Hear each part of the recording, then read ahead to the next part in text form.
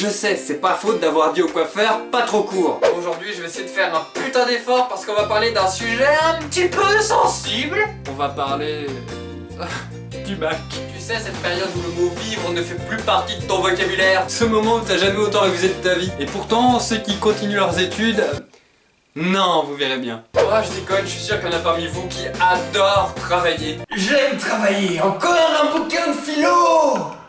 Bon bref, aujourd'hui on va pas parler de un mais de deux faits divers sur le baccalauréat. Ce qui est fou, c'est que les deux personnes dont je vais te parler ont réalisé tes pires fantasmes en termes de triche et ont lamentablement échoué. Arrête, tu crois quand même pas que je vais croire que tu y as jamais pensé? Surtout quand t'es d'habitude un peu light au niveau des notes, je comprends qu'on cède facilement au côté obscur. Je vais tricher.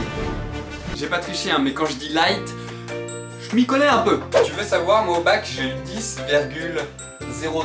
Mais je visais 10. J'ai fait mieux que prévu. Allez, j'avoue, ça s'appelle avoir chaud au cul. Et alors? Une candidate au bac a été surprise en flagrant délit de fraude au moyen d'un système de communication satellitaire dissimulé dans son oreille. Déjà on peut dire que si elle s'est fait choper, c'est parce que les surveillants avaient aussi la puce à l'oreille.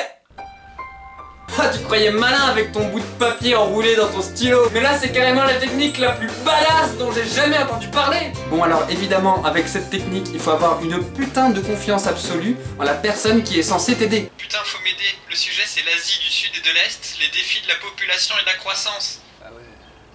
Ce qui est con, c'est qu'elle a sans doute mis beaucoup plus de temps à élaborer son plan plutôt qu'à réviser. Et ça lui coûtera 5 ans sans passer l'examen. Lorsque la jeune fille a été surprise, son correspondant qui ne s'en était pas rendu compte a continué à dicter les réponses.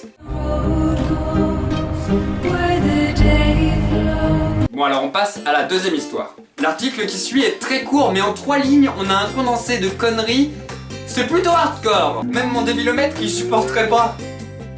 Jamel possède un master de mathématiques. Alors pour dépanner Karim, il accepte de le remplacer lors de l'épreuve de mathématiques. Bon, au moins ça part d'une bonne intention. Ce qui est dégueulasse, c'est que moi, en L, j'aurais jamais pu faire ça. Moi, dans ma salle d'examen, il y avait 5 garçons et au moins 40 filles. Alors comment veux-tu que je fasse rentrer un pote à ma place? Bon, alors en même temps, l'épreuve de maths en L, c'était niveau CE2, alors bon, moi j'ai 12, j'ai à peine le niveau CE2. Le surveillant de l'épreuve repère que la personne qui s'apprête à passer l'examen ne ressemble pas à celle qui avait planché sur les épreuves de la veille. Alors ça c'est le petit détail qu'il aurait peut-être fallu vérifier avant. J'ai remarqué que dans mes vidéos, il y a la petite couille dans le pâté qui fait que tout commence à merder. De toute façon, pour cette technique, il fallait demander à Jaquen.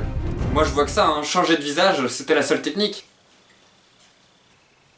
Ni vu ni connu. Et attention parce que maintenant niveau conneries on va encore monter d'un niveau. Les deux amis s'étaient mis d'accord.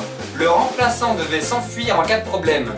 C'est donc ce qu'il a fait avant de s'enfermer dans les toilettes de l'établissement. Pourquoi? Bravo! Meilleur plan ever!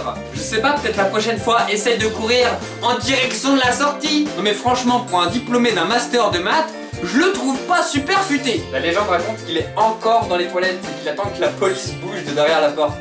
Voilà, si cette vidéo vous a plu, n'hésitez pas à laisser un pouce bleu, ça fait toujours super plaisir. Et si vous avez quelque chose à dire, allez-y. Il y a Facebook, il y a Twitter, blablabla. Pensez à vous abonner si c'est pas déjà fait et on se dit à la semaine prochaine. Tchuss! Parfait, pour ce tournage, il a fait à peu près 4 milliards de degrés.